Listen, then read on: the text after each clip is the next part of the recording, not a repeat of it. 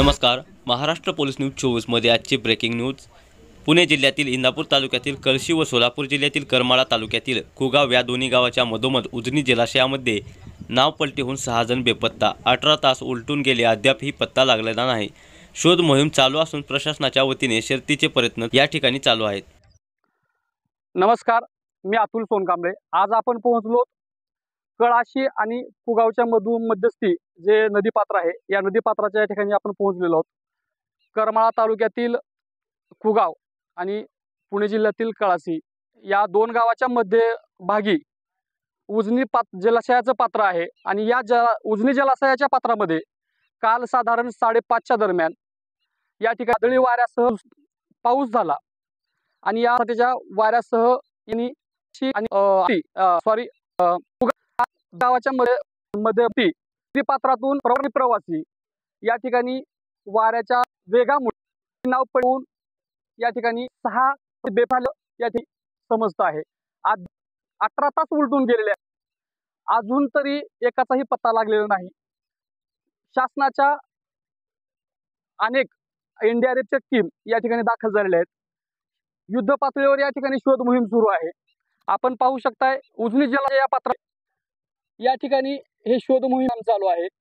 अनेक एनडीआरएफचे जवान या ठिकाणी या 6 जणांचा शोध घेत आहेत.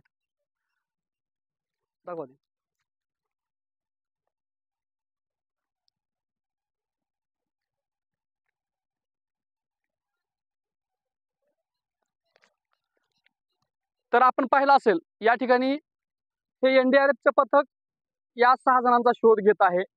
अद्याप कसल्याही प्रकारचा या ठिकाणी पुरावा घावलेला किंवा 6 जणांपैकी या ठिकाणी कस प्रकारचं या ठिकाणी पडलेलं नसल्या कारणाने शासनाच्या युद्ध पातळीवरती या ठिकाणी काम चालू आहे. मी इंदापूरवरून अतुल सोनकांबळे.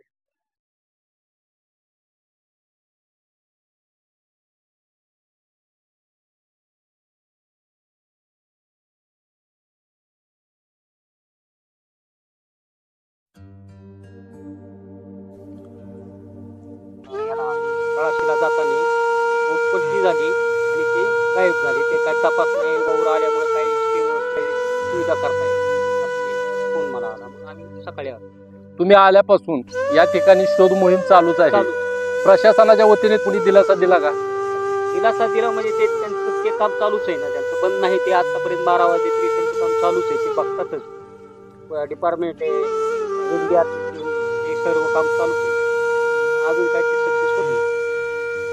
त्यांचे आणि दुसरे नातेवाईक आहेत की जे माहे पत्ता आहे, त्यांचे वडील या ठिकाणी आपल्या आहेत. काल दुर्घटना झाली त्यावेळेला खऱ्या अर्थानं त्यांचे जावई आणि या सोलापूर जिल्ह्यात झरे गावातून इंदापूर तालुक्यातील कळाशी या गावी आली होती. तर नेमका वृत्तांत काय झाला ते सांगताय बघा. यांनी त्यांना अतिशय मानसिक धक्का बसलेला आहे. हे सुद्धा त्यांचं खरोखर आहे की अख्खं कुटुंब गायब होणं एकाएकी आणि होत्याचा नवता संसार उद्ध्वस्त होणं हे कुठल्याही जीवित माणसाला खरोखर हा मानसिक धक्का आहे. त्या धक्क्यातून ते अद्यापर्यंत सावरलेले नाही. अतिशय त्यांच्या मनाला दुःख झालेलं आहे आणि त्यामुळे त्यांची बोलण्याची देखील अवस्था या ठिकाणी झालेली नाही.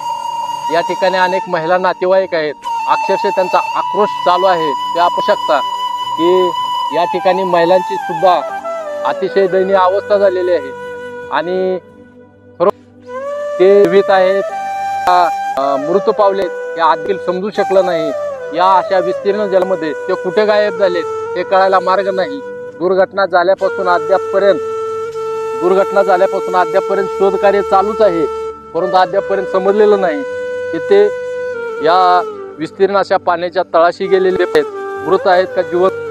या ठिकाणी काय आहेत या घटनेमध्ये मृत पावलेले किंवा बेपत्ता झालेले यांचे नाव महिला आहेत, त्या काय सांगतायत त्या आपण त्यांच्याकडून घेऊया.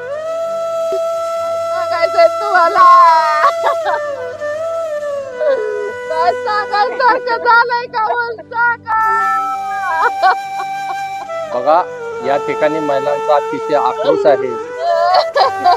कुटुंब या ठिकाणी संपर्क तुटलेला आहे. कदाचित हा संपर्क कायमचा तुटलेला आहे का ते सापडतील हे अजून काही आपल्याला समजलेलं नाही. शोधकार्य चालूच आहे. या महिला बोलण्याच्या देखील आवश्यक नाही. खरोखर निषेधार्ह आहे. परमेश्वरी चरणी एवढीच इच्छा असेल आपली, हे जे बेपत्ता झालेले आहेत सुखरूप आपल्याला मिळावेत अशी सर्वांची विनंती आहे.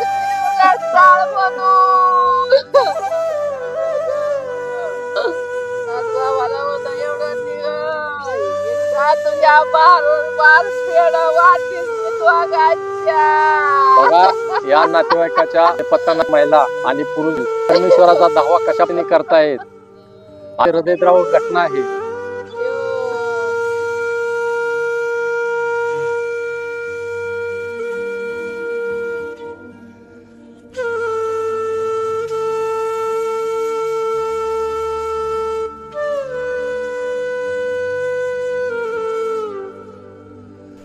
महाराष्ट्र पोलीस न्यूज 24 साठी महाराष्ट्र प्रतिनिधी अतुल सोनकांबळे. अशाच नवीन अपडेटसाठी आता सबस्क्राईब करा महाराष्ट्र पोलीस न्यूज 24 या न्यूज चॅनलला. व्हिडिओ आवडला असेल तर लाईक, शेअर आणि कमेंट करायला विसरू नका. धन्यवाद.